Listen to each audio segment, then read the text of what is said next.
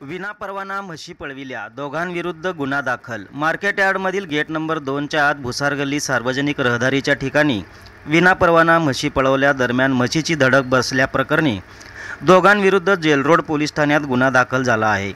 28 जुलै रोजी सायंकाळी 5 ते 7 या वेळेत मार्केट यार्डातील गेट नंबर 2 जवळ म्हशी पळवण्याचा कार्यक्रम आयोजित करण्यात आला होता। भुसार गल्लीच्या सार्वजनिक रस्त्यावर म्हशींना क्रूरतेची वागणूक देऊन पळविण्यात आले। या प्रकारामुळे तेथील लोकांच्या जीवितास धोका निर्माण झाला होता।